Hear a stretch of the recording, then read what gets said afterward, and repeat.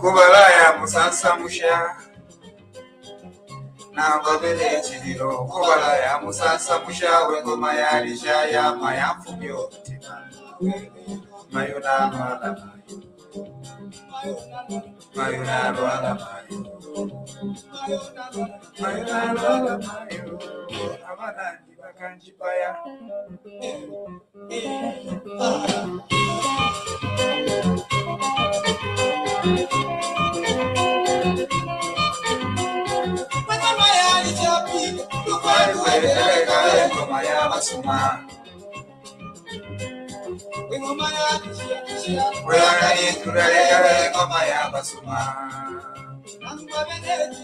Kubalaya musansa musha kubalaya musansa musha wengoma yalisha ya mayamfumyo mutima mayona wala mayona abanandi bakanjipaya tenga bakashika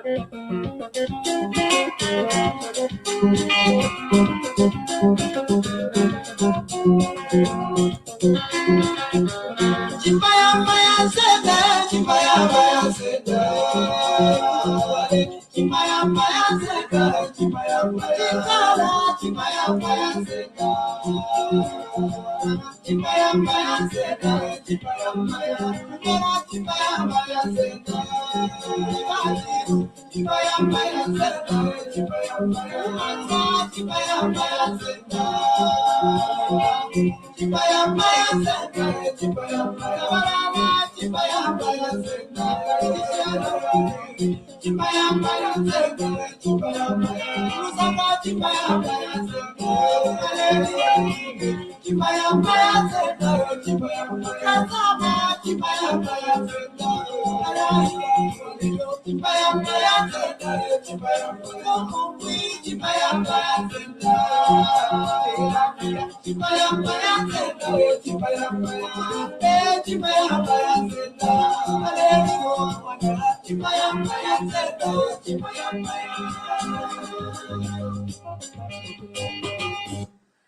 hello, hello, hello, hello. Good evening, Chiwempala. Elias Munshya here on TVBakwetu.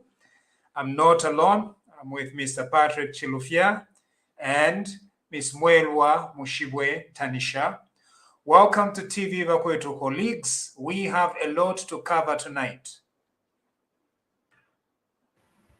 Thank you so much, Munshya. Thanks, Dr. Munshya, and good evening to the viewers. All right.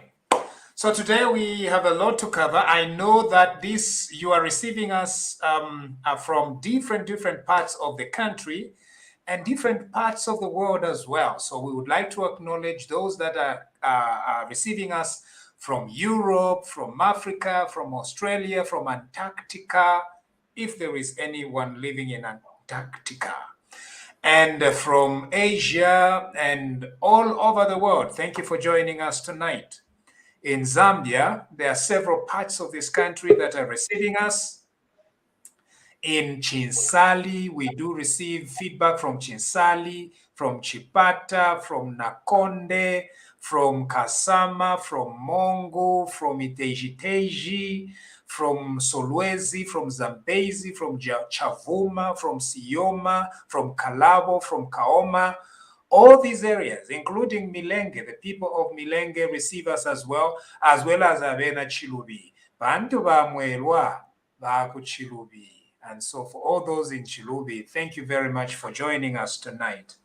We have a lot to discuss. However, tomorrow morning, now this means Friday, I am addressing a press briefing at 27 Pulungu Road and in Rhodes Park in Olympia.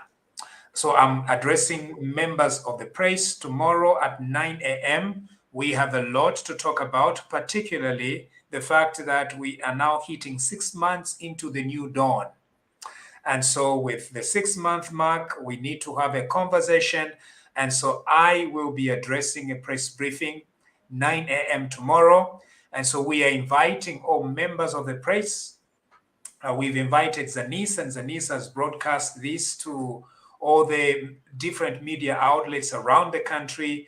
And so tomorrow, come to 27 Pulungu Road, and there we have a press briefing starting at 9 sharp.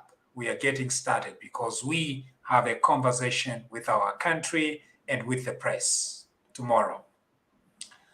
Mr. Chilufya, are we ready for tomorrow? Yes, Munshya, we are ready. Thank you. All right.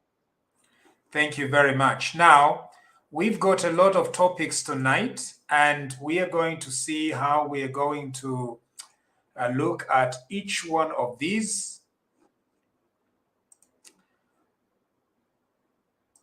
And how we're going to look at each one of these. Let me just open here. We have a lot. So His Excellency, the President of the Republic, President Hakainde Hichilema, is meeting with the Pope, I believe, on this trip that he has undertaken.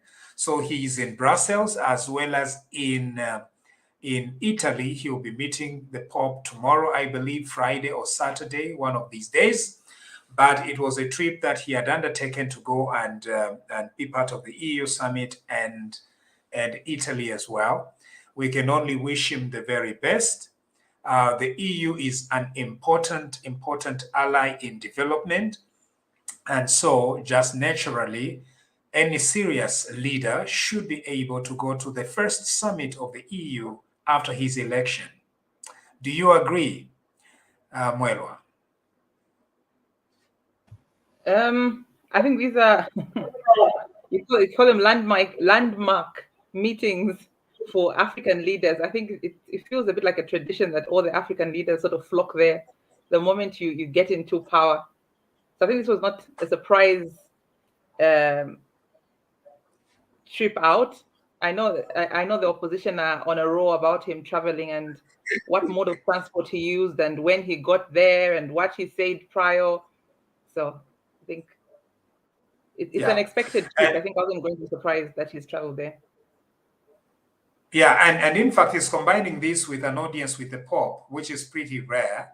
An audience with the Pope is always good because he is going to be letting the Pope know the role that the Catholic Church has played in the new freedoms that we have in our country.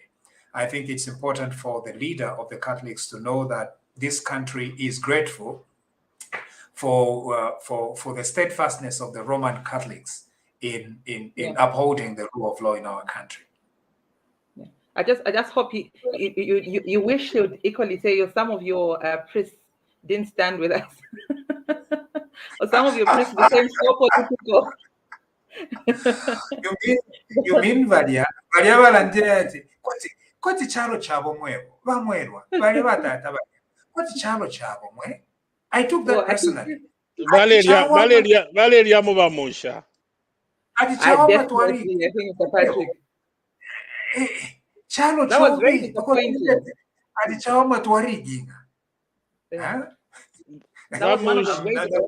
Munshya balaba father bali kwetu tufulo ma projects yaba PF.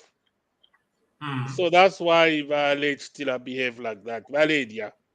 There's so much about balaba father that we can't even talk about it here. So much. Shameful. Yeah.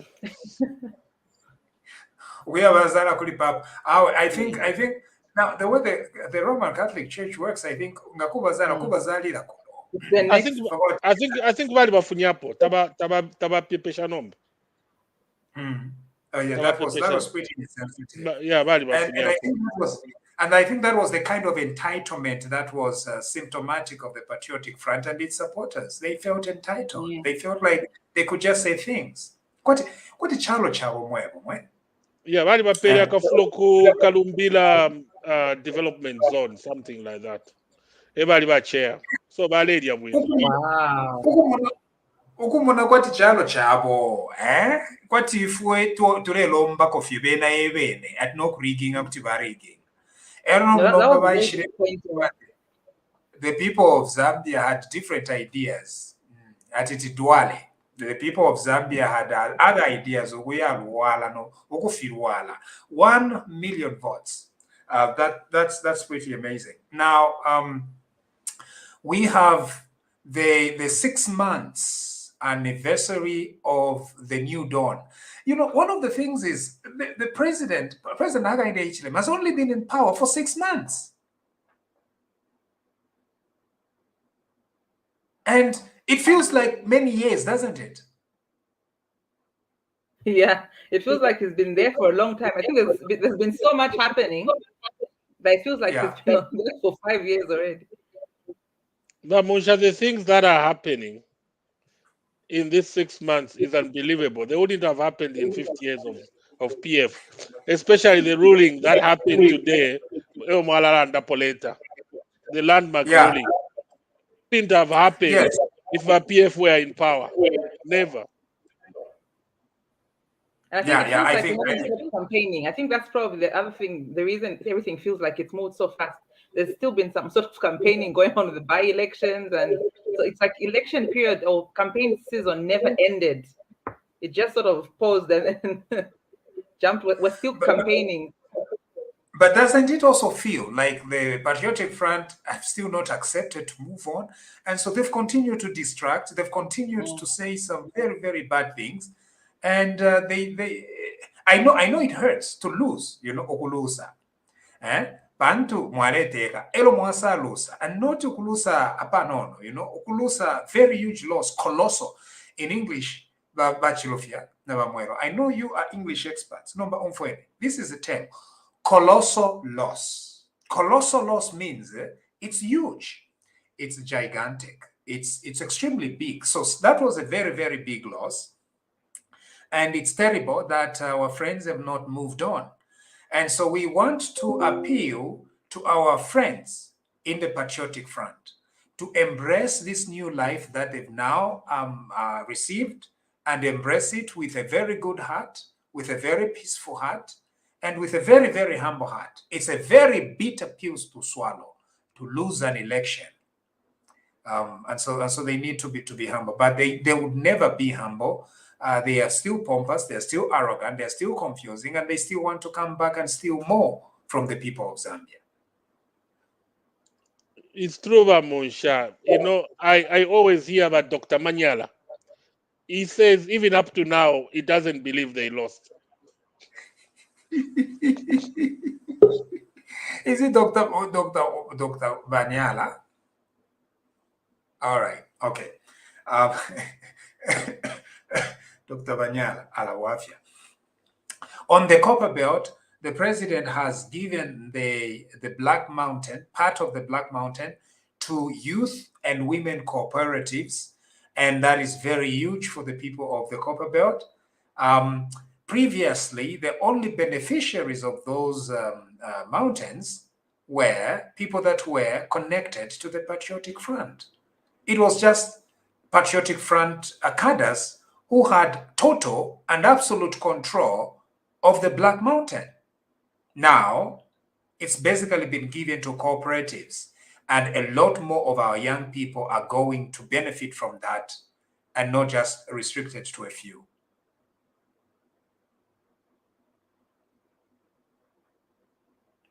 Munshya, it's unbelievable, Munshya. 10 districts in the Copper Belt are gonna benefit.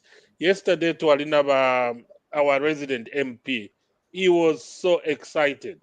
Even the comments about Vale Panga, Munshya, it looks like it's more than 6 months. This government, given 10 years, they will turn Zambia upside down in a good way. Over to you. All right. Okay. We have that the Black Mountain that has been given to the youth and the women cooperatives, which is pretty amazing. Yeah, I think that's a good, it's a strategic good move, especially on the part of the UPND, and taking it out of the hands of some people that probably became a bit too powerful and too pompous, I think, on the Copper Belt. So I think that levels out a lot of some of the unevenness that existed. And I think for me, I'm a bit cautious about it because I'm thinking there's all the safety precautions. Are they ready? But I think that's a long-term thing in the future. But I think it's a good idea and a good move. Right. No, some people are probably and of course, what was being said, a few people are disgruntled. Obviously, whoever owned the spaces, because I think that area always operates like a gang. So it's, it's territorial. So I know that there's going to be a bit of a backlash, obviously, for those that have been pushed out. Some of those that already exist in there are normally, street kids. They're the rough type of, So there's a lot that needs to be done on the front of strategically placing people in safety as they go there and enjoy the Black Mountain, I think. All right. So now, before we go to the big issue, that is the decision of the people of the post and the big post decision. It's too big, and I hope that I'm going to have the enough time to just go through it with the rest of the team here. Are there any other things that are making headlines in our country today?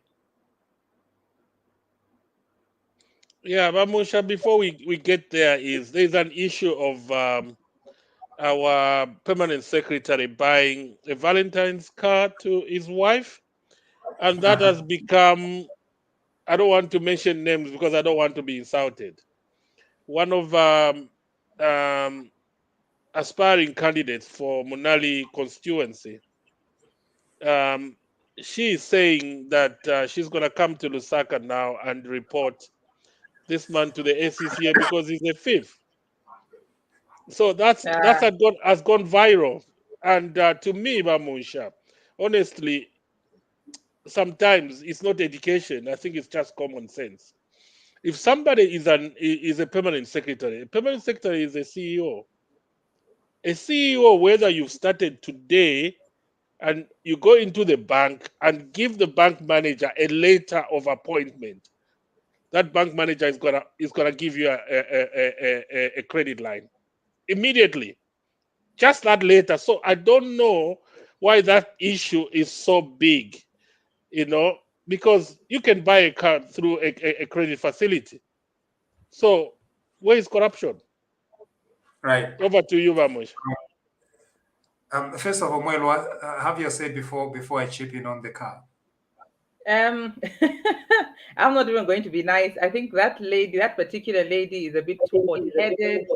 She's too bitter because she wasn't adopted in the Munali constituency. She had so many problems. She came in too late. And when people tried to give her a bit of pointers with a lot of respect initially, she would throw it in their faces and all sorts of things. And for me, I just call her Miss Eggs because her campaign was all full of eggs and stuff like that. But I think one of the tragedies of this is she's probably looking for things to attack. And this is where I have a big problem with anybody that's in the opposition and trying to do these checks and balances. A PS, buying a car is not such a big deal. You can buy a car on, hire purchase. You don't not even have all the money to start with. I know of companies like Gelemo that you could pay them in installments and plans like that. We all don't know the details of that gift. That's the tragedy of it. So even when she's so presumptuous, claiming she's coming to Zambia and all sorts of things, I think she's just making noise and trying to be relevant for no good reason. But on the other hand, I equally feel like our politicians, with caution, I think when I'm saying this, is that they're a bit too loose on social media. And maybe they should get off social media. We don't need to know everything they're doing, because I think if you get a position like a PS and you're saying that's a CEO, he has the right to buy what he wants to buy within his own means. It's none of my business, unless he's stealing. If he's stealing, I have a problem with that. So unless she's trying to make a connection and say that in this couple of days or weeks that he's been appointed, he's managed already to steal some money to buy a car. When she makes that claim, can she prove it? But on the other hand, I'm very conscious about this, that if our politicians can use social media quite a little, with a lot of caution, because I think they're on social media and they're doing all the wrong stuff. We're just kind obviously balifukulanga ekyalo okwebati nabo bene ba honorable permanent secretary balitemu abakashi kanshi n'abashitira abakashi kimotoka last year. It's not very long. At last year, wali abashitire a socialite motoka. So limina baba permanent secretary balefu okulanga okuba nabo bene bakitashandi balitemu abakashi babashitira kimotoka. No, Baba Musha, ile yali ni Range Rover ilia. Yali ni Range Rover. Ka no fika motoka, ka no fia. Utility car. Ya ka no fika kumfia from one place to another. Akokena mwakana. How Bamusha? But the point Bamusha I'm trying to drive home is the same point Mwelwa made. Yes, I don't think there is anything sinister about that purchase, but the timing. We are in a situation whereby a lot of youth don't have jobs, and we're talking of $20,000, $30,000 car. Obviously, they won't feel good flashing such kind of money. To them, it's a lot of money. It's like you are telling them, you can't afford $2, per day. Somebody can go and flash a car and give it to the wife for $30,000. Maybe the timing. He should have done it quietly. Maybe Mamuelo has a point there. Thank you. Right. Someone on the discussion forum keeps complaining that our voices are buzz. Your voices are now buzz. Nishi. I don't know. Dimbi imweba wanaku nakulu naku. Dimbi ni must speakers yalipa buzz. So kansha must speakers yalipa buzz. Nere tulera ndafie no tuma voices uto aba squeaky clean. Imoku mfokona kanimoni buzz. But anyway, it's okay. Nabazi okay.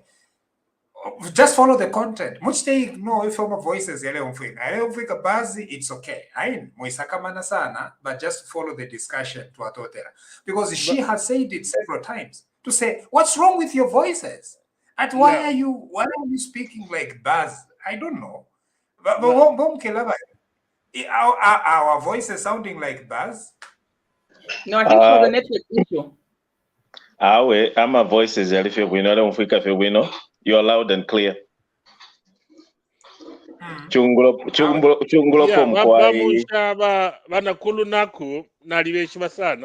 one of our regular viewers, and she's based in South Africa, and she's one of our supporters, so I know her very well.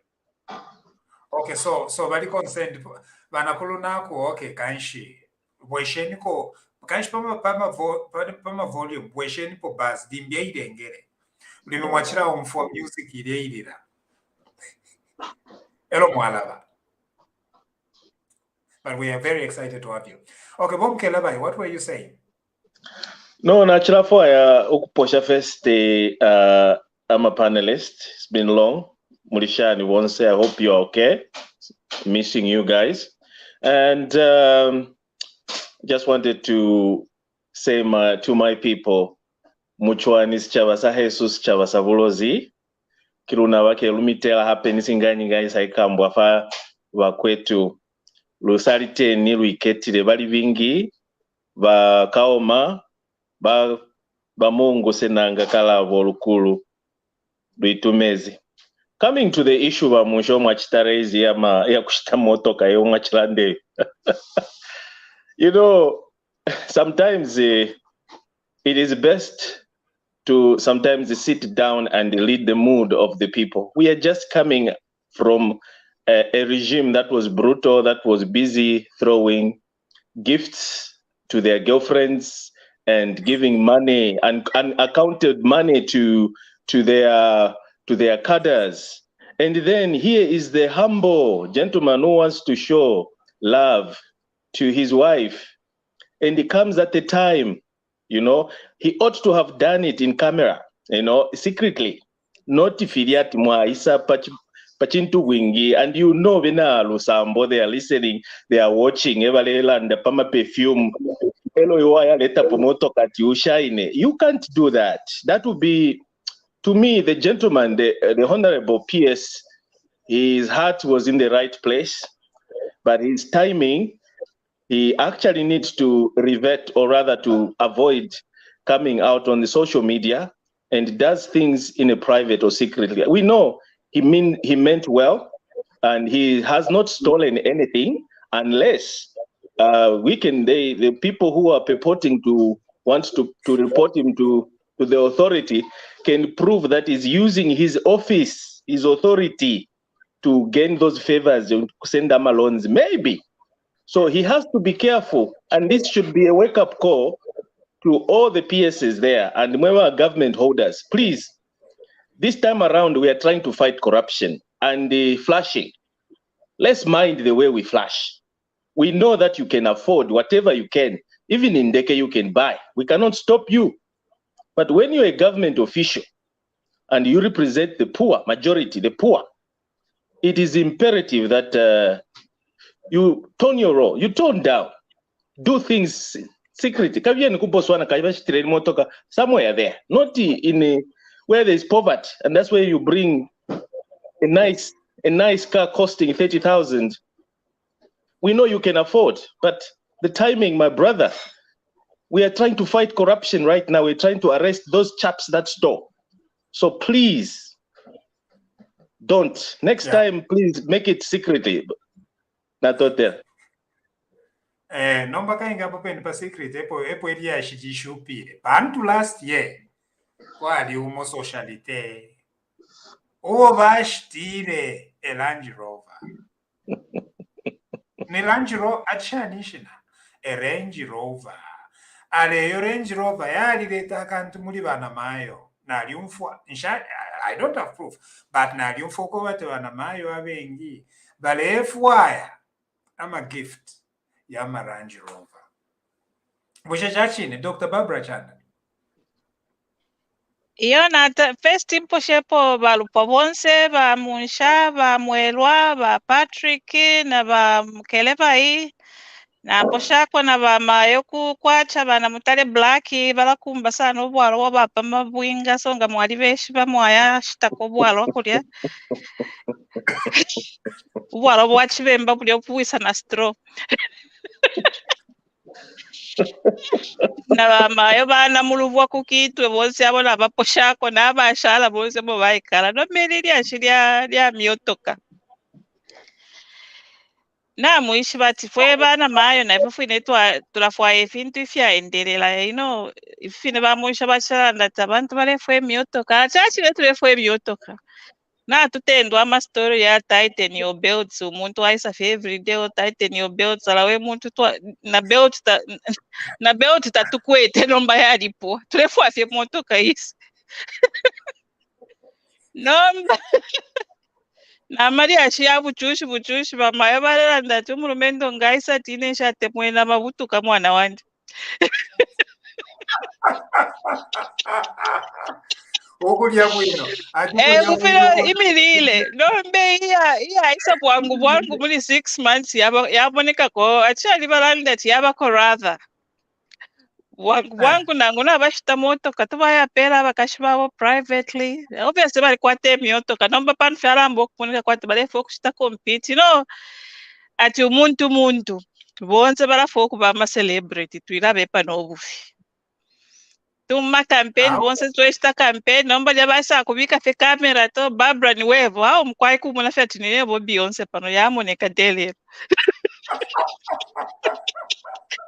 tisela Barbara kaiwe Rihanna titekanya nemwine paro anti ni Rihanna ishi myotoka bambo okushita kai bonse bali mu camera olo Facebook yalileta akantu kulia balesho ige myotoka balesho inga amayanda kwashala fyotuma kaputula ati mamule nanenge safumya kaputula ati ine mfwala Prada yali kwatamba kaputula version iri mwananda pali kaputula koli umulumendo olandira okweba ati ne ba SCC banti corruption commission ati ba anti corruption commission bakesa landa ati neine kaputula eyi bamba nayo yine I got it through proceeds of crime na ilishanya sana omulumendo kaputula ya bulo kulondolo kama kaputula na yashupa kwani bati Calvin Klein yanchushi then kwaisa yebako iliko pamulo yalya then nalya akutati pakushitalimbi ule mfano mwenso wakusunda ule kuifwadila mu handbag yenda mu handbag what pants are you wearing wafume na katag Barbara, you're right. Even perfume, kwali ba perfume ya chipa. Na perfume ingalipira rent ya abantu bambia mayanda mulusaka. You know, if the Zambian government could probe the former president for the shoes, why not? Even panties, we can probe, we can ask. Why shana panties? Yeah. So Bambi can even go for designers. But at Wishi, Avena Lusambo, they can do that. You know, so we can question. So we can question Vamusha. We have the right to question where the nail cutter, the panties, where the money came from. Because I'm a panties yo. That's why Bachelanda wa Barbara but Bambi bala fulira umumbo. That mumone the type of panties they have. You know, that it's not from Zambia. I'm a perfume. Calvin Klein is cheap. Calvin Klein is one of the. It's cheap. Vamusha. Maguchi. I'll give you an example. A civil servant say who for say 10,000 kwacha. Then ngamwa mukashanoyo munina mayo. Elo mwamusanga na Gucci original handbag is $15,000. Mwamuchita suspected nikabola loyo. Yo, yapa combo. Yapa combo, yes. But original Vamusha, $15,000. Gucci. Vamusha kwali bamba levels ati kwali bamba levels kwali baba ishi bayaine original aba palusaka then nava nandi avamukwacha avana yeye ati guthi but yakwata makala yamoyeni. No, actually, they should just if the new Dawn are listening, please do away with such kind of activities. Stay away from this media. And yes, you can continue buying gifts to your wives. It is good, but we have raised the bar too high. Many Zambians can't afford to buy those cars for their wives. So please. I think sometimes we don't even mind, as Zambians, we don't mind seeing some of these excesses. I think it's for me, it's a person pointing out this excess, and me wondering what her interest is. If she felt like it was befitting for her to campaign using eggs. Let's just go for that from that angle. It was befitting for her to campaign using eggs, but somebody shouldn't buy a car. For me, it tells me she has a bit of a Kamesaya complex. That's what I've just seen her as. Kamesaya complex. Yes. And I feel like it's okay when it comes. Sometimes I find it's okay when it comes from maybe somebody who is not even Zambian, because Tabai Shiva. But for her, she has no excuse. She went to the UK as a grown-up woman. She knows people's standards in Zambia. Sometimes people in Zambia are quite excessive. You cannot buy a brand new car in the UK out of the blue unless you are some sort of celebrity and you have a high earning capacity. In Zambia, you can buy a brand new car the moment it comes out from the showroom. So what's her problem? There's that car. So what we'll do is, for that specific person, I think we need to have her on the show so that she can speak on her own. Yes. You see, that's the thing, because even if we are TVBakwetu and quite independent, but there are some people that are very, a little closer to us. So no matter how controversial, they were allies at some point. So maybe we can extend an invitation so that somehow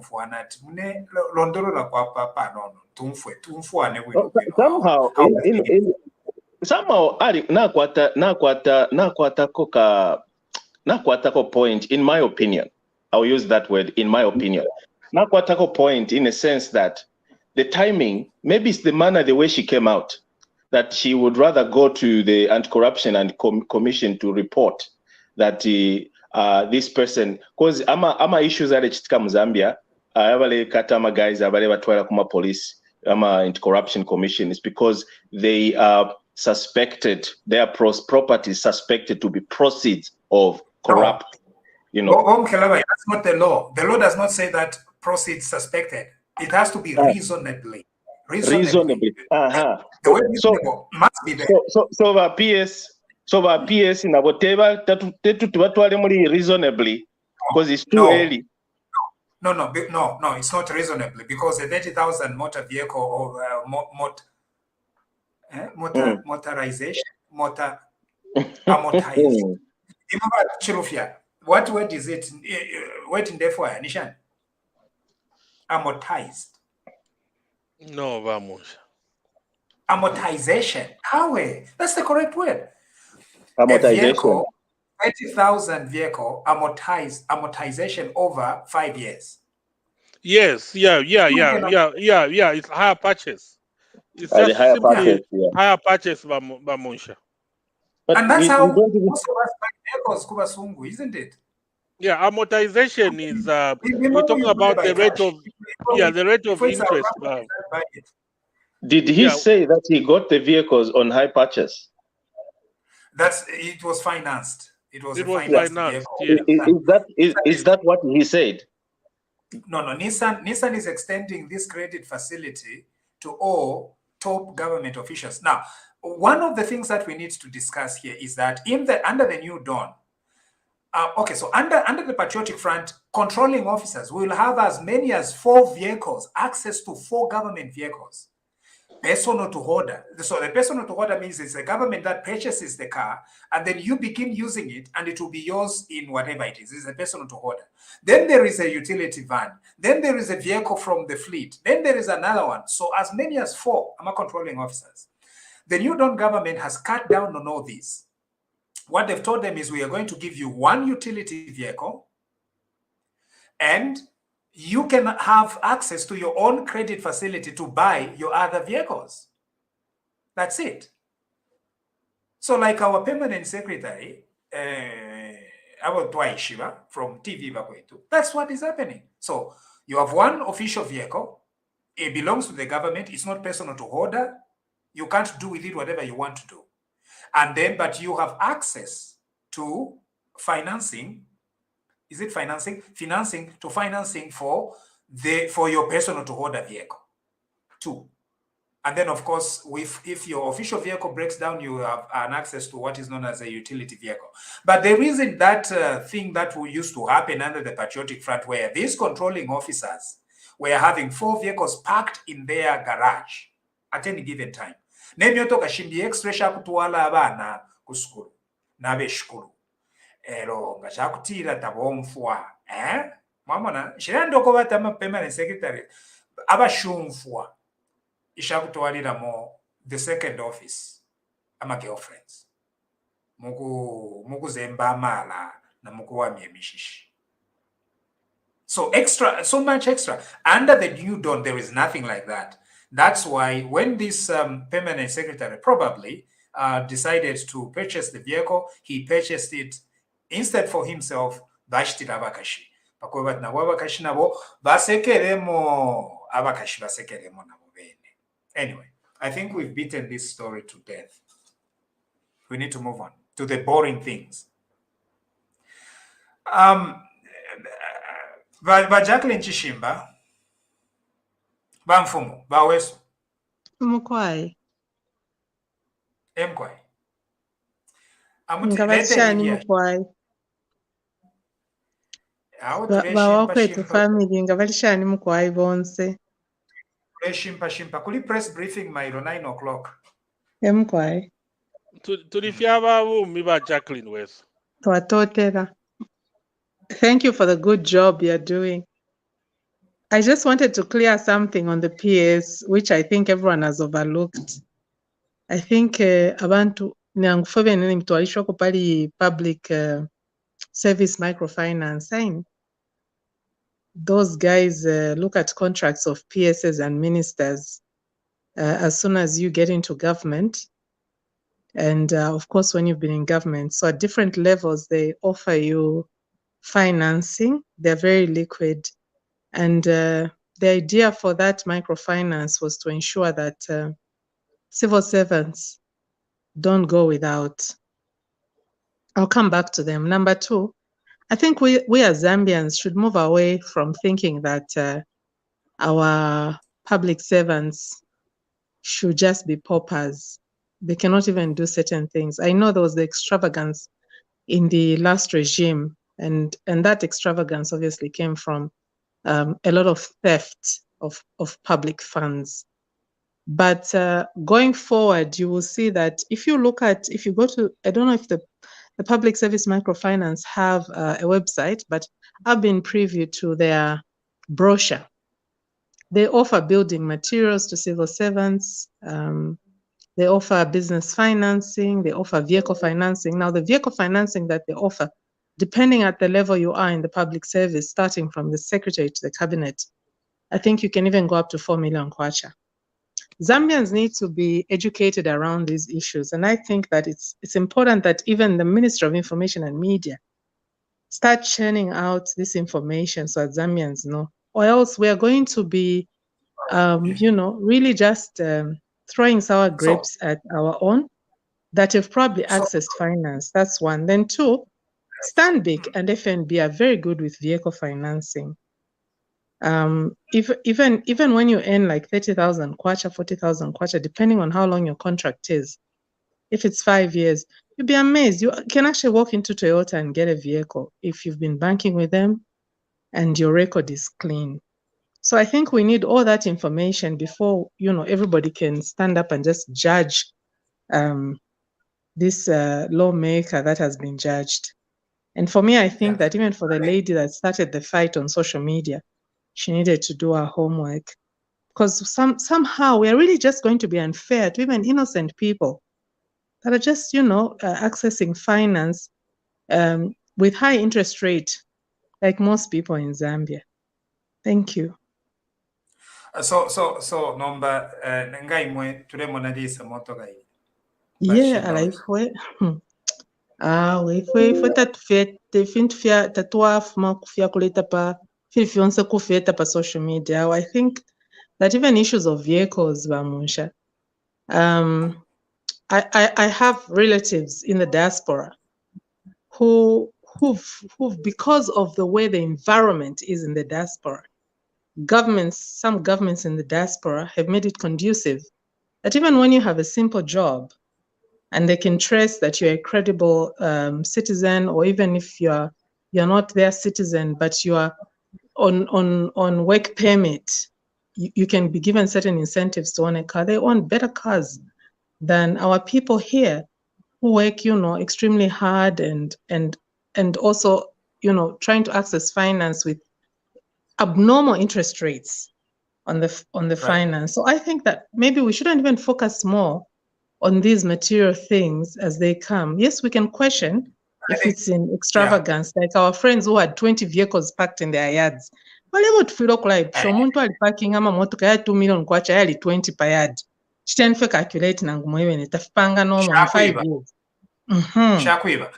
You see, the Patriotic Front costs so much. Mlando kwa ID basana. But if that creates scandal, you don't. So can shkula fuwa idisha. Imagine. Kanisa ngada $30,000. Ba fuwa idisha. Ba panga kapauka. So pangmani, Patriotic Front is a criminal organization. Patriotic Front Patriotic Front is beyond redemption. Patriotic Front they should be deregistered. They should go in the Guinness Book of World Records as a criminal, clandestine, Yuko terrorist organization that should never exist on earth again. For me, in a person of view, Yandi Yoshire Randila Pavantu Bambini person of view. How much is the $30,000 US dollars Mozambique? Deregister. Okay. Nishinga $30. But Richard, but $30,000 ngamwamo na omuntu nga leripira limbi salary yabo batwala ku banki. Let's, for argument's sake, batwala, I think ganamona ama vehicle financing yaba Stanbic na ba FNB limbi bale twala between 15 imina 22.5 ku bank every month. 15,000, between 15,000 and 22,500 every month ku bank. Eba muilaba tinga na bakwata contract bakakwata mid-term gratuity, and then at the end of the year limbi bakakwata na ile full gratuity. So tatwishiwe whether balimu 1 million kwacha gratuity at the end of the year or balimu 600,000.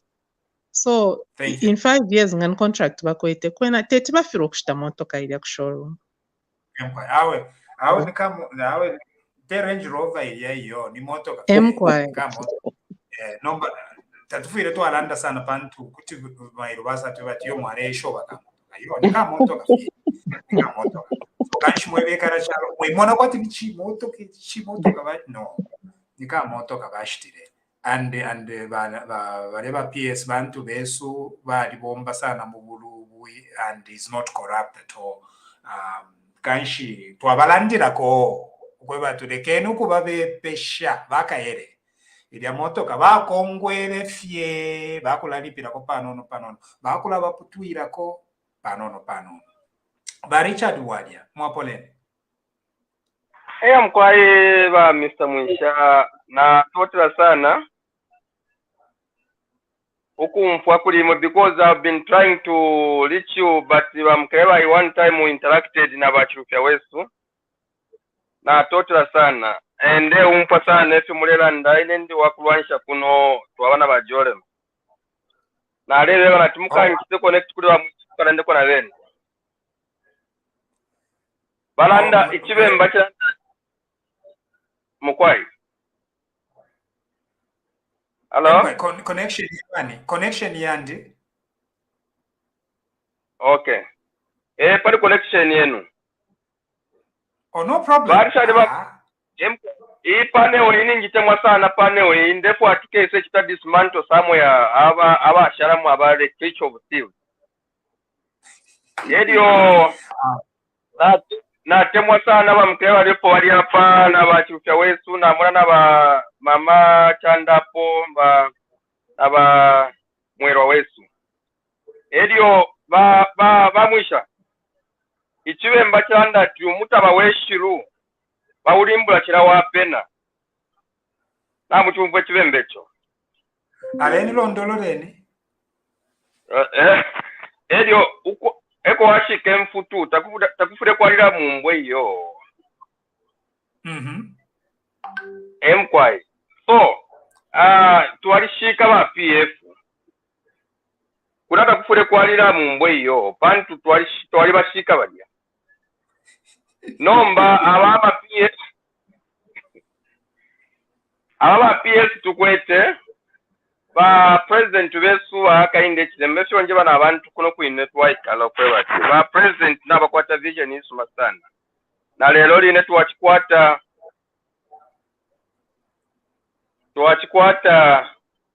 ili ashitwatalikana sana naba nande kutira kwena pali balungu naba akainde au kwena balungu bapo bwino bakainde babapo bwino because balungu balepete kama boko kwati ba Kristu sana nokupepa kanshi mukati wali mumbulu yali ninkalamu so techakucha ula muntu nangwa aitepeleshe pijale mwe kwati muntu sana ku bantu yo bali sere Prime TV bali bweshere bali butukirako bali sere nani kali post mona post baisala lelo kachiyo baisere yali ni iliko so ayama isho zokonde barati muchano muno on that point by Richard Bwali number 2 yakuri issue ya post number nishiboko bali yali ba extremely boring if you're not atampo kulondolola inonshita they are boring so number please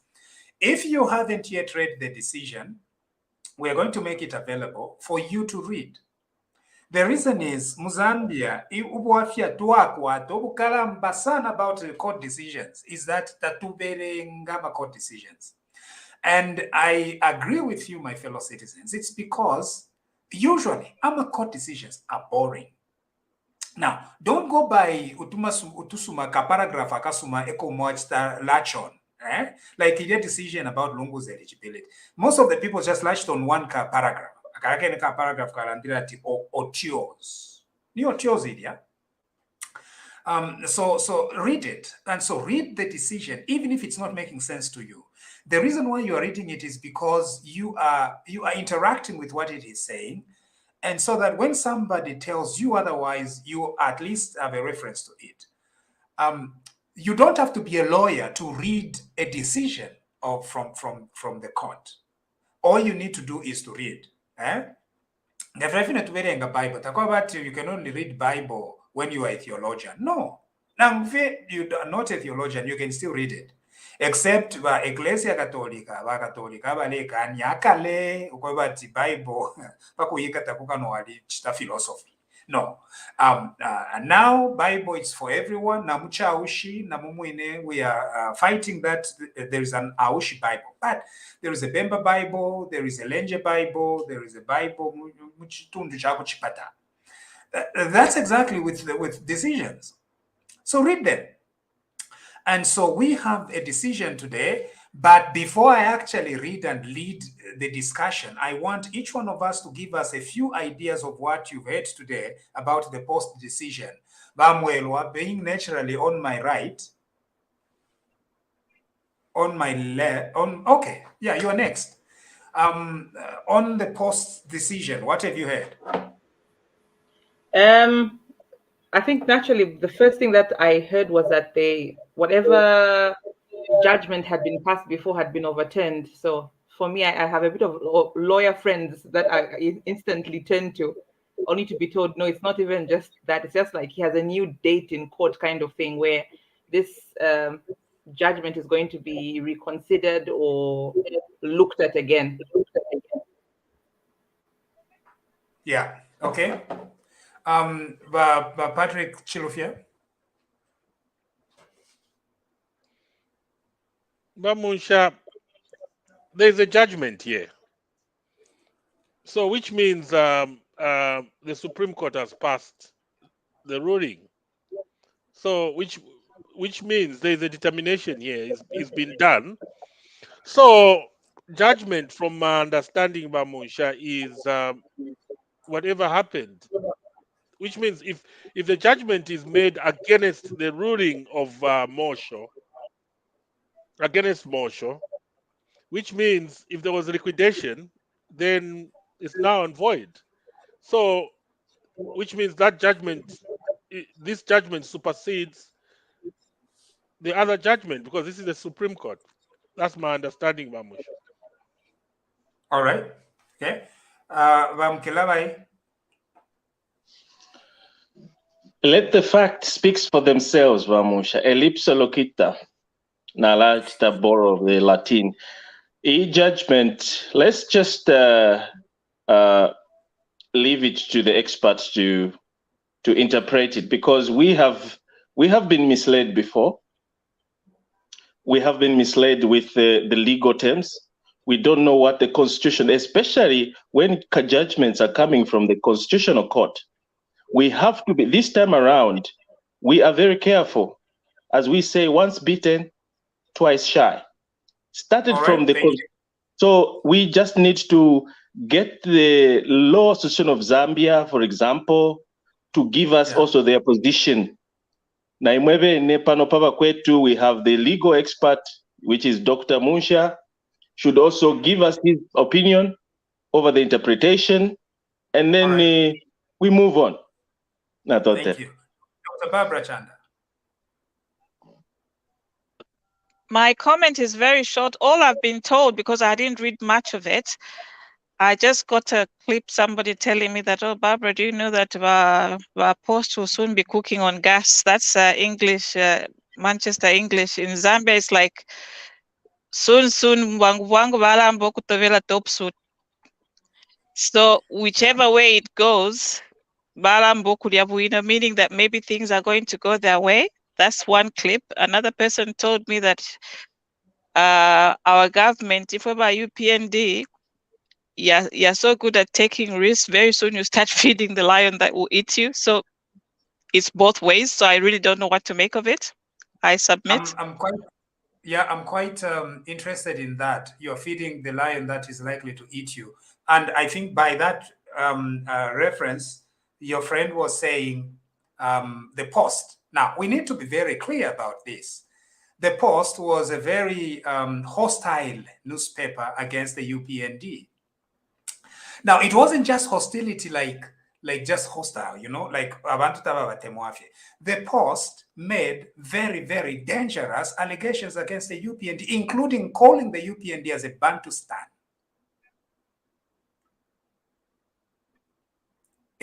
Including calling the president as a tribalist. You know, I just hope that if at all it gets itself back, that the Post will stop these tribalist bad manners. And so we must categorically be very clear to the Post newspaper that if it comes back into circulation, tribalism is not going to be accepted. Calling the UPND or any of the leaders of the UPND as tribalist or Bantustan language is not going to be tolerated. We cannot be fighting tribalism from the PF and yet tolerate it in the Post newspaper. And in fact, for those that believe in press freedom, yes, we do believe in press freedom, but the Post went beyond press freedom. There are only two companies in the history of our country that have had tremendous influence on a political administration. Two companies, two private companies. The first one is the British South African company. Do you know the second one? TVBakwetu. Could it be the Post itself? It's the Post. There, in the history of Zambia, or even pre-Zambian history, there has never been companies that have had significant, a private company having significant influence on a political administration than the Post newspaper. The Post newspaper's effect and impact on the Michael Sata presidency. Yes, you're right, Munshya. A private company having such influence on a political administration, completely unprecedented. So these are some of the questions that we need to be asking ourselves. How did the Post newspaper rise in its influence over the Sata administration? Just how? It's not about press freedom. Again, we are making a mistake. We are just asking how a private company had so much influence over a political administration. How did that work? Before the Sata administration, most of the what do you call these reps, journalists, press in the diplomatic service, they were typically from government media. The press head. During the Sata administration, nearly the entire Post newsroom went as diplomats. Nearly all of them. And permanent secretaries.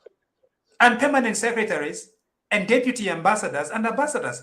Here's the question. How did a private company have such an imprint on a political administration like the Post did? These are some of the questions that we need to ask as citizens. And we hope that if it's given the second chance, the Post is not going to be doing these funny shenanigans, and we hope that it's going to behave itself and continue its role as a journalistic organization, not as an organization that seeks political prominence. No. Anyway, we have a lot of things that we need to talk about the Post, but let me leave it there. But Richard Walia, what do you think about today's decision? Yeah, Mr. Munshya, I haven't really read about that. I was just told to say no. The court have learned to say no. They have to get the Post back. So I have no idea. All right, thank you. Thank you, Bawalia. So we do have the decision. It's 55 pages, and I'm going to just quickly go over it. And some of it is boring. So if you want to cut and come in, please do so. Particularly to our panelists, please feel free. So this is the first page of a decision. The first page of the decision always has who are the parties. So Fred Membe is the first appellant. So meaning he appealed. So there were decisions of the High Court, the decision of the Court of Appeal, and then they appealed to the Supreme Court. And these are the employees, the five: Ido Mbozi, Roy Habalu, Andrew Chiwenda, Mwendalubi Mwene, Bonaventure Bwalia. These five are the employees of the Post. They are the ones that did the petition to liquidate. Zambia Revenue Authority came in because apparently the Post was not paying its taxes. Quorum means the judges who decided. So it's Judge Mumba Malila, Judge Wood, and Justice Chinyama. So Malila, it says CJ there to signify Chief Justice. This is the tradition from the Commonwealth. CJ means Chief Justice, and JJS means Judges of the Supreme Court. So Wood and Chinyama. Judge Wood is Judge Wood, and then Judge Chinyama is also a very good judge. He was part of the Industrial Relations Court for many years. Decisions of court decisions usually take on the character of the judges that are hearing them, and so we lawyers pay particular attention to which judge is deciding. So this is very significant because it's Malila, Wood, and Chinyama. So you can know where they are coming from, what are their business interests, where did they practice law, what did they do before they became judges, how were they appointed to be judges, who appointed them to be judges, do they have any relationship with the Post or the friends of the Post and stuff like that. These are realities that we discuss as lawyers. Could that have influenced their decision? Or these are some of the things that we look at. The appellant, judge, lawyers are Chima Nchito and Mr. Hamuela and Enchiwe of Nchito and Nchito. So these are Nchito brothers. This is a law firm that belongs to the Nchito brothers. Judgment means this is the decision of the court. One of the things that you learn when you hear that judgment simply means the reasons that the judges are giving. Now, in addition to this judgment, there will be an order. So an order of court is separate. It's a separate document. An order is where actually the judges sign off and says that this is what we are ordering should be done. Too much boring, right?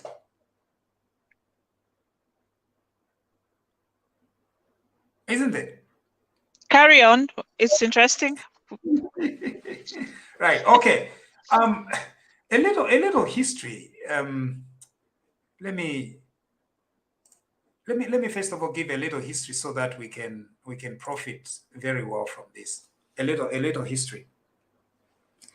So we have the Post. The Post is a company.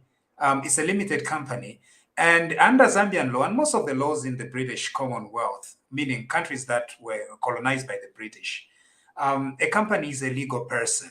What that means is that the law creates an artificial individual and gives them a legal personality. So that's what a company means. Now, companies have shareholders. So shareholders are people that have shares in a company. And the companies also have a director, so a board of directors, so to speak. So sometimes it's the shareholders that elect a board, and the board has a fiduciary duty. By the fiduciary duty, what it means is that a board is supposed to govern a company in the best interest of the company. That is what it is known as, a fiduciary duty. And so the Post is a person, and then you have shareholders, and the big shareholder in the Post is known as Fred Membe. So Fred Membe is a shareholder in the Post. I just don't remember how many shares he had, but it was controlling shares, and he's also a director. And then there are several other interested parties as well, shareholders or directors. So this is what is happening. So you have the Post as a company, which is a person. It's a person on its own. It is distinct from Fred Membe. That is the legal position. What it means is that the director is not a company. The company is a person on its own. So if you are counting people, you can say that we have the Post, which is a company on its own. Then you have Fred Membe, and then you have other people that have interest in the company. So this is what is happening. Now, the Companies Act, the act that had in fact been repealed, it said that any person who is owed money by a company and the company fails to pay, they can start a petition to liquidate the company. In simple terms, to liquidate the company means to sell the company so that you get your money out. In other words, the company is not able to pay its debts in Congole. So you go to a court and say, "E company yali Kongola, elo tayakwata na capacity ya kulipira." So because e company yali Kongola tayakwata capacity ya kulipira, tuleme pshaimwe as a court okusonto omuntu obeta liquidator. This liquidator is a person now who is going to begin winding down the company. In other words, ama directors vafirwa so nomba mupereko liquidator. Uyu liquidator yala chitashani alaisha ukweba tatulipireko enkongole panono. Elo limbi wine liquidator kutachita turn around the thing. But in the meantime, the main goal is to see that aba kongwele our company Kongwele Batstashani Mubali Pirolu Pia. That is what is happening with the Post. Now, the Companies Act was very general. What it said is any person can do that, can go to a court and ask the court to liquidate a company. Any person. Now, ama employees, Balandirati, e company yali bachita 805,000 kwacha. And so they went to the High Court and started the process. Now, if you have been following me previously, I did discuss this matter in the KCM liquidation issue. And in fact, we were siding with Vedanta when we objected to the manner in which they conducted themselves as far as KCM is concerned. The problem is, if you say that any person can go to a court and begin liquidating a company, there was one major problem with that provision, and this is the major problem. I'm very glad that today's ruling has dealt with it. What was the major problem? The major problem was what is known as an ex parte order. So any person who is owed by the company, they fail to pay them, they can go to the High Court and ask the High Court to liquidate a company. By liquidating a company, it simply means kushtisha company. Or something like that, so that abantu shirempia baba kongwele shwere ya company da mwisale nangu mufchinje or something like that. So what it said was any person. So if, for example, the Post, right, yari kongola something. So bafiro kulipila 2 months, 3 months, 4 months, 1 year. Ulio muntu owakongolako kutaya ku High Court ati company yafirwa ku chitefi, so chitenishani chishitisheni nangu appoint a liquidator. Now, when you are going to the High Court to ask for the High Court to appoint a liquidator, this is where the problem is and was. And so today's ruling has helped to clarify that issue. Kutiwaya, on your own, you go to the High Court and ask a judge all by yourself for what is known as an ex parte order. Ex parte means iwe. In this case, as far as the Post is concerned, aba bomfi, aba Post, abena bonaventure wadia, abena mwene, nabambi. They went to the High Court on their own, by themselves. In fact, the correct language is by themselves. So when we say by themselves, it means tabaire mkweba Post, nangu tabaire mkweba Fred membe, tabaire mkweba ama shareholders, tabaire mkweba company, Post, and other people who are interested. They just went by themselves to see a High Court judge and told the High Court judge, this company has failed to pay us our terminal benefits. It owes us. Because it owes us money, we are asking you to appoint a liquidator. And a High Court judge granted that ex parte order. Meaning, without informing the Post, without informing Fred member, without informing shareholders, without informing other people that are interested in this company, these 5, they just go to a High Court judge and tell the High Court judge, give us an order, an ex parte order to liquidate this company. And sadly, this judge did exactly that. Sadly. In other words, you only hear from one side of the story and you grant an order to liquidate a company. That is what is known as an ex parte order. When the KCM issue arose and I raised this matter, some of my friends from the Zambian legal fraternity, they told me, no, you shouldn't object because there's going to be an inter parte hearing that is going to take place at a later stage. And my opinion was, no. Here is the reason. If you obtain an ex parte order, which is temporary, and yet it has the power to dissolve a company, it is not a temporary order. It is not temporary. You must give the other people notice. You must give them notice, at least so that they come and appear before you as a judge, before you grant even a temporary provisional liquidation order. The same thing that happened with the Post happened with KCM. So ZCCM goes to a judge without giving notice to KCM, without giving notice to the shareholders of KCM, and ask the judge to liquidate KCM. and the judge granted it on an ex parte basis. That is wrong, and today's ruling has clarified it, that AMA ex parte orders should not be used in this manner at all. Mupele ex parte order to liquidate a company. And when you do that, with regard to the post, so Judge Apele in ex parte order. Now, here is where the almost the fraud. Now, I want to use this fraud very, very carefully, but I want you to follow, because this is going to blow your minds. This is how lawyers speak when you know that you're going to get something boring coming. Okay. Now, when you obtain an ex parte order, so when an ex parte order was given to appoint the liquidators in the Post newspaper, when you obtain that ex parte order, it gives you sweeping powers, a lot of power. You take over bank accounts, you take over the boardroom, you take over employees, you fire the board, you fire everyone on the basis of an ex parte order that you are granted.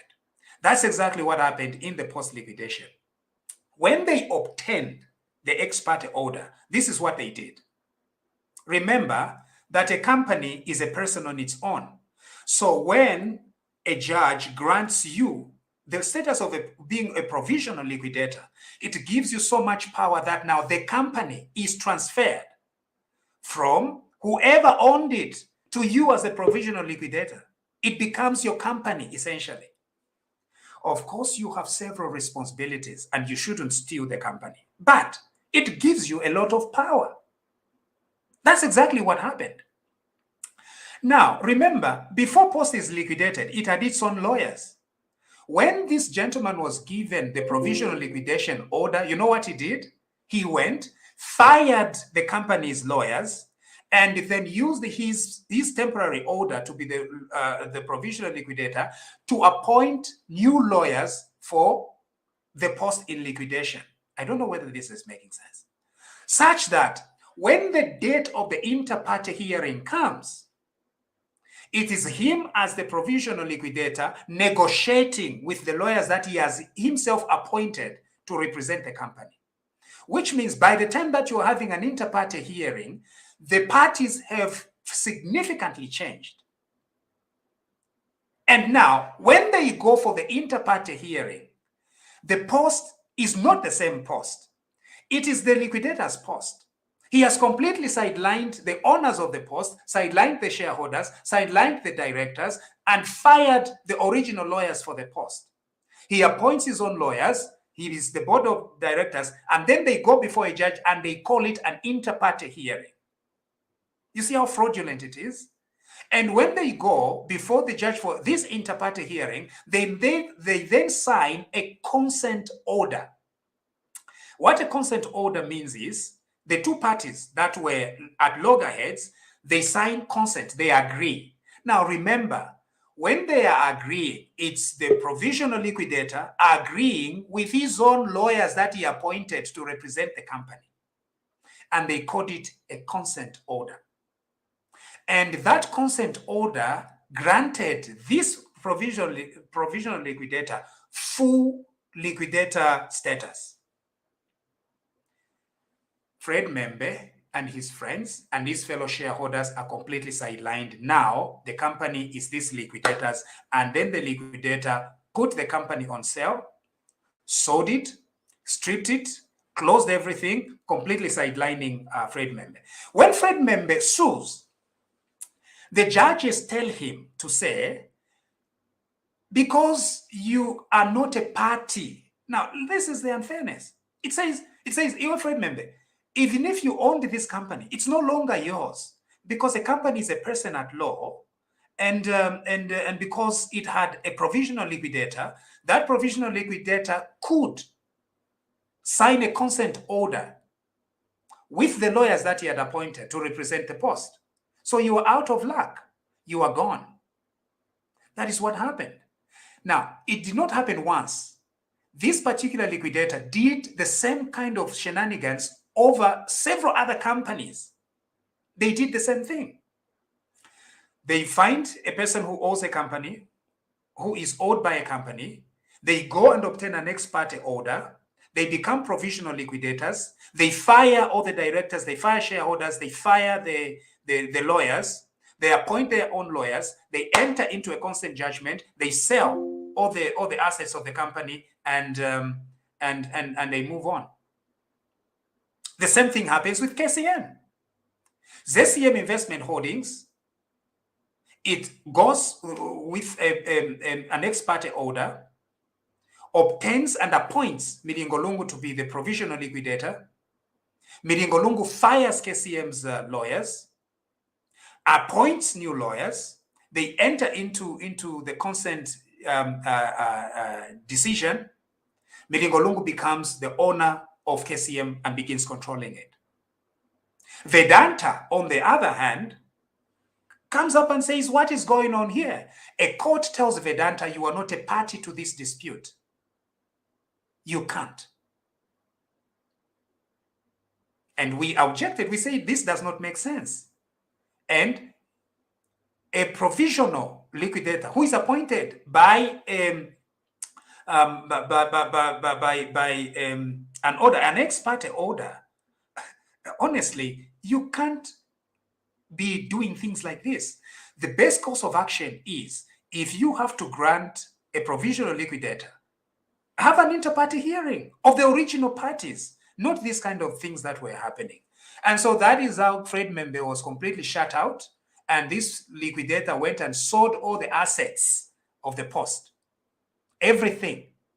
In fact, went as far as Fred Membe's village. Kumushikuli Fred Membe, ukuyamupoka. Nefi puna fiancé fio akwete kumush, ba poka.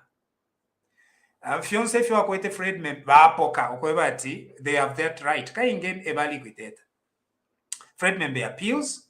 The Court of Appeal sides with the liquidators and says Fred Membe still has no right. And so now when the Supreme Court hears this case, they determine that this idea, if you allege ex parte orders, is illegal. Stop it. That's the good thing that has come out of it. And I don't think we are going to expect it again, because we as a nation, we looked like Mickey Mouse, honestly. The justice system was pretty bad in that way. In South Africa, over this Vedanta KCM issue, we were laughed at by the judges. They looked at the decisions and they were like, you can't do this. It is not making sense. You can't shut out a Veneba company because somebody, I am going to judge privately, this company owes me. And remember, there isn't even need to prove the debt. That was where the problem was. Like Ababe Nama Workers 5. Honestly, company could dispute it's not 805. Come on. Maybe we are only owing you 100,000. Maybe this is a matter that should be dealt with by the labor relations. That is what is happening there. But no, they go and they obtain it and they liquidate the company. Now, in all fairness, we need to be very clear here. This did not just happen to the Post. It happened to several companies in Zambia. They sold companies in Zambia using this procedure. And so, in all fairness, this was unfair. This was fraud. It was daylight robbery. And to stretch it and make it political a little bit, they were targeting companies that were hostile to the Patriotic Front. A lot of companies hostile to the Patriotic Front, they used this mafia kind of dealing, conspiring with some judges to issue ex parte orders. And when it comes to inter parte, the provisional liquidator appoints new lawyers and they go on. In the case of the Post, here is the funniest thing that happened. This provisional liquidator appointed his own law firm to be the new lawyers for the company. And that's how they sold the Post newspaper. The decision today is about 55 pages. It explains all these stories, and it also explains about the judge who was the judge who was responsible, they've disapproved of the judge's actions. I think, yeah, honestly, he did very badly. He shouldn't have done this. But anyway, he did it. Fred Membe went to this judge and said, "Judge, please look at us again." And the judge said, "No, you are not a party to this." Very bad. Of course, when it was restarted again in the High Court, Judge Newa also said they couldn't reopen the thing. Anyway, those are the boring parts of the judgment. And so the question then is, what then has the judges, if the judges actually said about what happens to the post? Okay.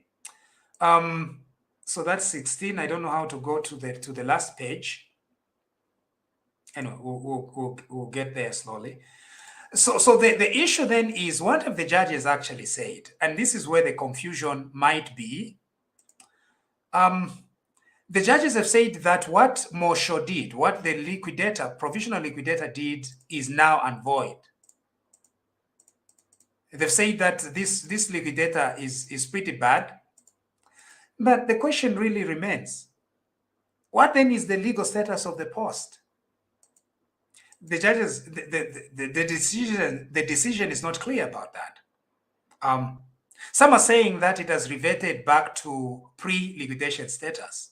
That is not what this ruling has said. In fact, this ruling is saying that it is sending this decision back to the High Court so that they can comply with the liquidation statute, right? So if they're saying that they're going to send it back to the High Court to comply, what is the status exactly? Does it mean that the post has been restored back to the pre-liquidation state? No, that is not what this is saying. Does it then mean it's back to the first steps of liquidation? Maybe. And so if it's the first step of liquidation, then are you likely to obtain a different result? Okay, so they're going to have Fred Membe and the shareholders have a say. Will that say actually lead to a different result? That is still uncertain. But the Supreme Court has also added the liquidator into the mix. So what they're saying is this liquidator must go back to the High Court as well and is added as a party. In what capacity is he being added as a party? Is he still a liquidator of the post in liquidation? So those are some of the confusions that some of the answers that are not answered by this decision. Are we likely to continue fighting and disputing and quarreling about this? Yes, we are likely to continue quarreling because, unfortunately, this decision is not very clear as far as what happens to the post. It would have been helpful, for example, for the judges to categorically say that we are going to restore the Post newspaper in its pre-liquidation state.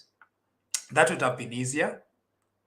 But in their own wisdom, they've said that they are taking it back to the High Court for the liquidation process, which means that then the Supreme Court is likely saying that it's going to recognize that the post is still in liquidation. So it's still in liquidation, but what they want is the High Court to redo the liquidation steps. Now, how are you going to redo the liquidation steps when this liquidator has sold almost all the assets of the post? The other thing is, what happens to the people who bought? If they're saying that that the liquidator's position as a liquidator is now void, and all the actions that he did, let's go to the actual language that is being used, because this is just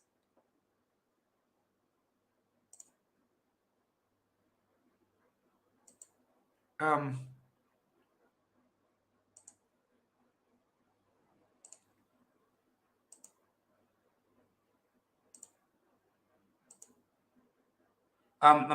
just turning the pages. Now, look at that. On page J52, paragraph 875, for the avoidance of doubt, we hold the actions of the liquidator prior to and post the purported liquidation of the Post Newspapers Limited are of no legal effect whatsoever.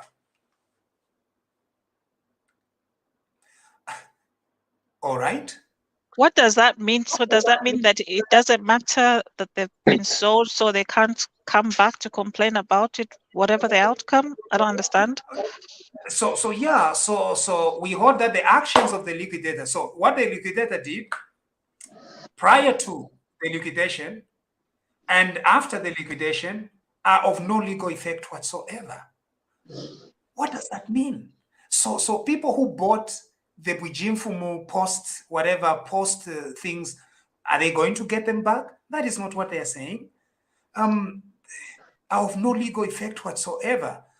This is pretty huge language. It's But quite Munshya, unnecessary language, but it's huge. It's on no legal effect that, whatsoever. Munshya, on that one, on that part, in my opinion, the judges, the Supreme, is it the Supreme Court or the Constitutional Court? Yeah. The Supreme Court. They were directing, they were responding to the learned judges who actually legitimized this the liquidators' position to go ahead and liquidate. They were trying to tell the judge, their fellow judge, that the lower court erred by granting. So now that's why they are putting back this matter to the very court and now make make their decision. Now that is not in dispute. The dispute is if you say that the actions of the liquidator are of no legal effect whatsoever. Assets were sold. Yeah. So it's the liquidator who is indebted. So, Munshya. So those are some of the things that are going to be open to fights and the liquidator, when he got the properties and sold and the proceeds, where did he take the proceeds? Did he share among those people who were owed money? And did he pay them? In a liquidation, you pay the liquidator first. Yes. So no matter what happens, the liquidator must be paid, and then you pay the people who are owed by the company. And I think the major debtor in this case, is it debtor or creditor, is Zambia Revenue Authority. So a huge chunk, because ZRA comes first, no matter what. Yeah. ZRA. So liquidator first, ZRA second, and then all these. I'm not even sure if the workers received any penny. I would be surprised. I doubt. They probably received zero. No, I think it's clear. Munshya, from the judgment, though it's not clear, it's actually saying whatever happened, let's behave as if it didn't happen. So, Munshya, now here, what they are saying is restitution now here. The post. No, but they've not said it. The restitution is a particular remedy. The problem is you don't. When you are reading a decision of court, this is known as a judgment. But after this judgment, there will be actual orders. So we want to see what they've actually ordered, right? That's the point. That's the point I'm trying to drive home. So because my post Munshya, now based on Facebook page ya modelo, nokulanda not well. Yeah. So now, which means according to this judgment, no. This judgment does not say that the post has returned to its pre-liquidation state. As a matter of fact, this judgment is saying we are sending this thing back to the High Court for the correct liquidation steps to be taken, which means the liquidation is still in effect, which means the post is still in liquidation. And the liquidator is still that particular gentleman. So the High Court now either is going to fire him, declare him to be a wrong liquidator, either appoint a new liquidator, and once a new liquidator is appointed, then what happens to the assets? You see? The simplest thing to say is that the post has returned to its pre-liquidation state. Maybe. So, Munshya, usually, what happens is, this is what happens here, even here in the UK. If the Supreme Court passes a Basangati the judgment of the lower court, the judges erred. There was a problem. They make a judgment like this one. They will send it back to the lower court and say, correct this judgment. Now, Munshya, what happens? Which means it won't be done by the same judges, isn't it? And yes, so it will be a different judge. Yes, that's the point. So, which means this judge now, apangana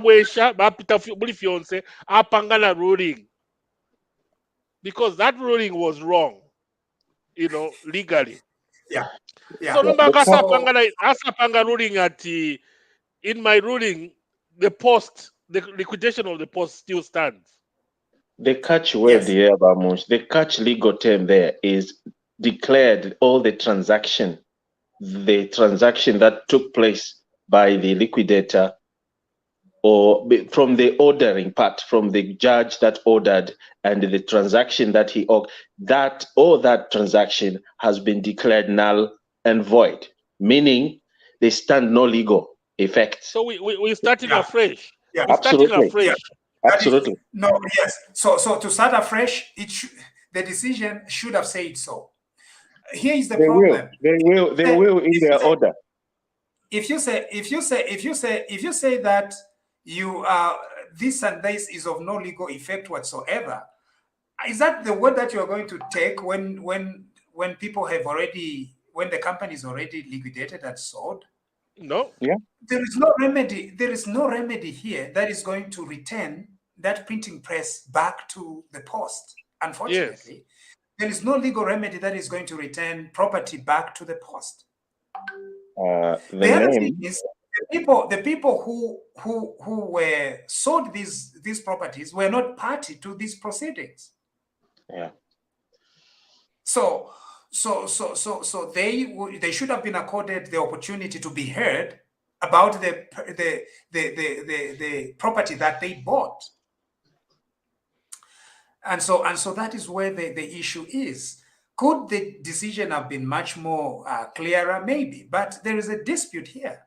Unfortunately, is it not now up to the people that were affected, like when what's his name again? The owner, who is this guy? Who was head member. It is now it's the onus is on them to go to those people that actually got or sold their company illegally. That, because in this case, they are going to say, you sold our company illegally, therefore we are now taking action against you. And now it is up to the judges. It will go back to the judges, because they are going to use this as a precedent, as this judgment, as their defense, to say, look, we were wrongly, this person was wrongfully or illegally elected or ordered. That has been a scam. And these are the sins that are giving now fighting back. These are the sins. For issue one like Yes, here is the challenge. The challenge is, if you're a Fred member, for example, what would you do? So you sue this gentleman. He's probably made a few bucks. Yeah. You've got to prove your case, and in a court, and prove it, and then you get back your company. These misdeeds. Okay. Now, but Munshya, mulo what is known as duty of care. So, don't you think member can sue a liquidator in their failure of duty of care? Yes, I think so. Yeah. Who owed him the fiduciary duty? Yeah. And then Munshya, the other thing the other things that the judges are saying really is that with regard to the case, with regards to this issue, even the law itself, the procedures were not followed, because apparently the law itself says when you issue an ex parte order, you must issue an inter parte hearing within 3 days. So So that was ignored. It did not happen. They ignored the reality that Fred Membe and his friends should have been made parties. There was also a dispute about a form, whether when you feel, I think it's Form 10, you've become part of the lawsuit. Both the High Court and the Court of Appeal said no. These judges have said yes. When you fill that form, you are made part of the decision, even if you're not a party. But because you're going to have this decision is going to impact you and you're going to make submissions, you're supposed to make your own submissions. The other thing is, when this matter goes back to the High Court, maybe the people who petitioned for the winding down of the post might not be interested anymore. So what happens? There'll be no liquidator. Yeah.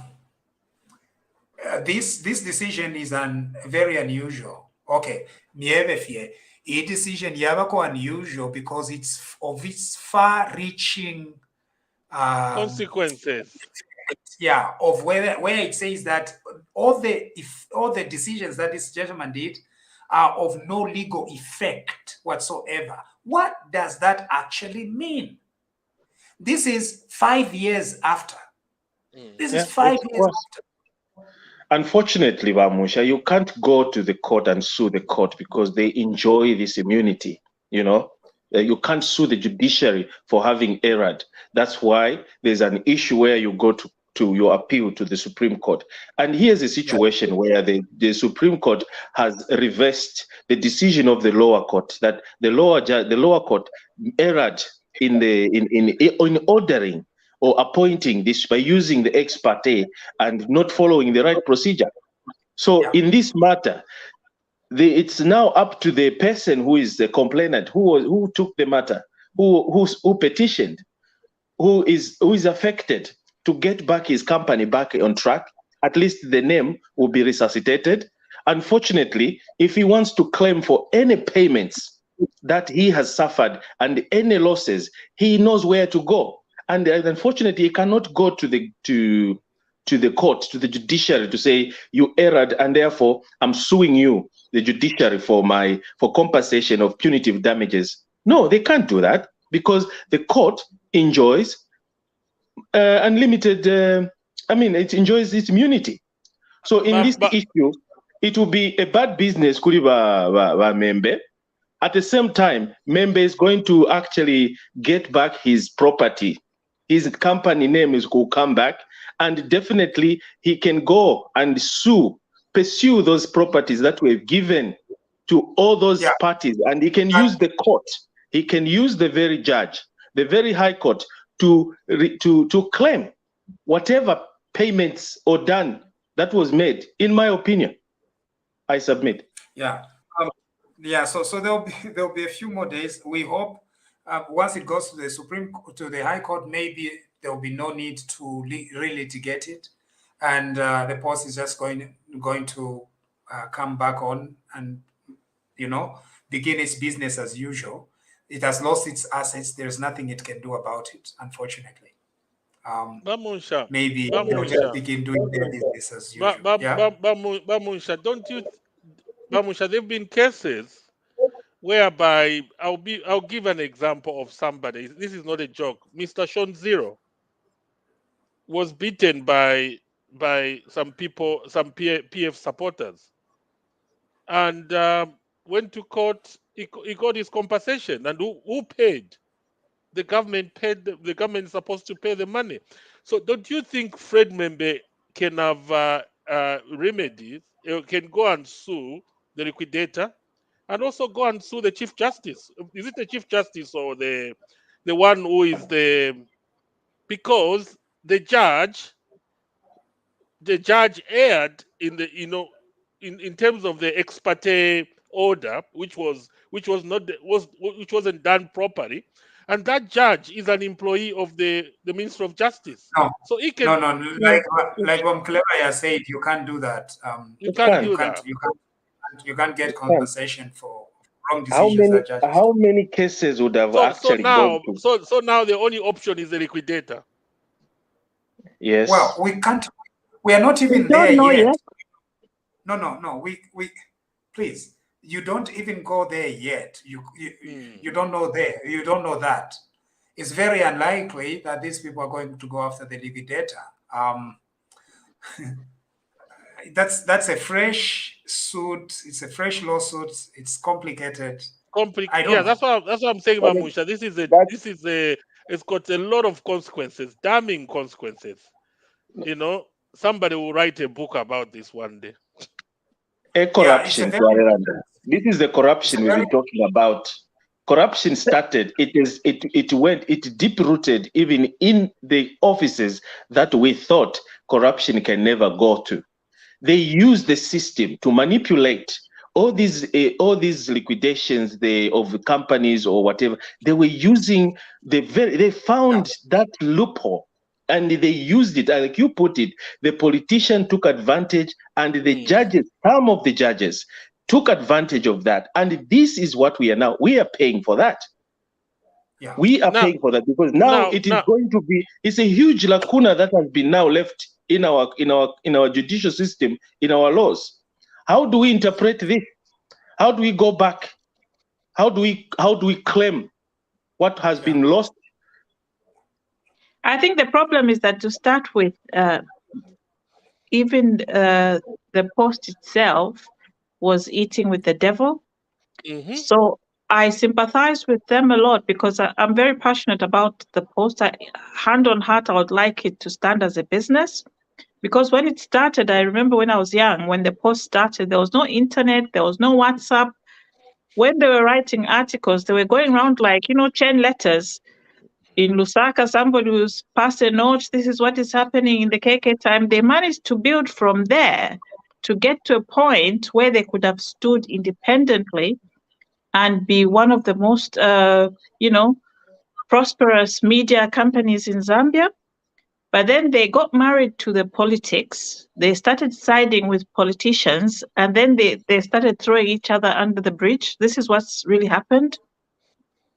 As much as we sympathize with what happened to the post, the question is, how did they get there? How did they manage to get to that point where this is supposed to be? Bear in mind, that time, the post was like Zesco. Everybody was buying the paper. At some point, I know that I didn't even know there was any other paper apart from the post. How did they move from that point to get to a point where they are failing to pay their workers, where they are just becoming greedy with the government, and as a result, they start killing each other like all African governments do. They throw each other under the bridge, and then us as citizens, because as Africans, we look at things in a legal way. You can be bathing in a dirty bathtub, but you genuinely expect to come out clean. It's impossible. Our politics are dirty. When there's corruption, it's everywhere. But as human beings, we look at it from a clean point of view. We genuinely want it to be clean, but it's not. It's a dirty bathtub. You enter into it. There's no way you will come out clean when the water is coming out dirty. But Membe and the politics they were doing, Nabene PF, they were dirty politics, Mexican mafia style. Yeah. So now to just comment on what happens in the High Court. The Supreme Court is ordering that this liquidator actually goes back to the High Court to account for the way he handled the assets. So there will be some accountability. Accountability, Now here's where the confusion is. When you are making him accountable, he's accountable as what? As if you're saying that his actions are of no legal effect whatsoever, then you're also making him accountable. Then he's accountable for what? For his role as a liquidator. Yeah. He took the case knowing. He took the case knowing in his heart that this case, we know for the fact that it's illegal, but I'll go ahead anyways. And I know that's why he had all the audacity to even fire the liquidator, the lawyers that were appointed, and appointed his own group. And he knew that he was using the arms, this dark cloud that hovered on the judicial system to some judges that were corrupt, and he used them And they continued using this. And for that, unfortunately, the judge enjoys the immunity, but not the liquidator. Unfortunately, that's what it is. So he has to pay back. Yeah, so we are likely to face But the same Dr. situation. Munshya, Yeah. could you allow me to speak from one that's coming from the fourth estate? Yeah. Thank you. Firstly, I think Dr. Barbara was very spot on in what she said. I am one of the journalists that really had an opportunity when I was young to see the Post, be birthed, grow up to a certain level. From the fourth estate, it doesn't matter how our media institutions conduct themselves at some point. It hurts when a government closes them down. And especially if they are closed down because they were reckless and went into bed with the politicians. We all saw how, and like many of you know, how the Post went into bed with the PF government under President Michael Sata. And how they just neglected their obligation to pay tax. Fine. A lot of media houses today owe ZRA money. And I think those that are even already in the billions or almost billions are state-owned media houses. And I think that even in that case where the Post had owed ZRA, there was room for the Ministry of Information and Broadcasting then and other regulators to come in and say, how can we help this fourth estate to survive and realize that they need to remit these statutory obligations, meet them, and safeguard their employees. Today we are talking 20 employees from the Post have died from depression after that closure. We can say all we want to say, but clearly, if you remember, that was 21st June 2016 when the Post was officially announced closed by ZRA. In 2016, what were we looking at? An election coming up. The Post had gone full throttle on Edgar Lungu and the PF government on what they were not doing. And unfortunately for the Post and its management, they forgot that as much as they were attacking the government, they were not giving Caesar what belongs to Caesar. Now, here's the lesson. We in the fourth estate should all learn our lessons. We can come into platforms, we can form media houses, we can run media houses. We need to pay the taxes, number one. Two, we need to look after our employees. We can talk about the Post today having failed to pay its employees when it was the highest paying media institution in Zambia for years. Today, we have media institutions that are running and are paying qualified journalists at master's level 700 kwacha per month. You can verify with MISA Zambia. 700 kwacha, 800 kwacha, 1,000, 1,500 kwacha. And they're not remitting tax. Do you know why they're still running? Because they're not pointing out the wrongs or the weaknesses of the previous government and the current government. Yeah. There are ethical issues involved as a fourth estate as well, and the cleanup of the industry. And for me, I think that we should learn lessons from what has happened, very cardinal lessons for the fourth estate. Liquidator issues, judgment issues, I'm not a lawyer. I'm just happy that what we've seen today is also a lesson to the politician, that if you go in and attack the fourth estate because of your political differences, it will catch up with you. Because right now, whether we like it or not, the liquidators will be in trouble. Post management, its directors are also having a mess. So they're also now coming up with cases. We'll see so many lawsuits. But bottom line is the fourth estate in this country has to be supported. And the ministry has to support the media. And they need to go in and educate media owners both private and those that are running public media. All right. Thank you very much. Thank you. Thank you.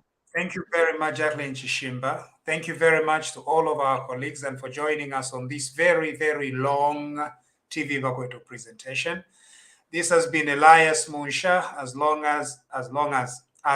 as. I think it's been a long, long night. Tomorrow we have a press briefing, but this has been Elias Munshya, as well as Mwelwa, Mushibwentanisha, Patrick Chilofia, Mukelabai, Dr. Barbara Chanda, and Jacqueline Chishimba. Good night. God bless you, and God bless our country. Good night.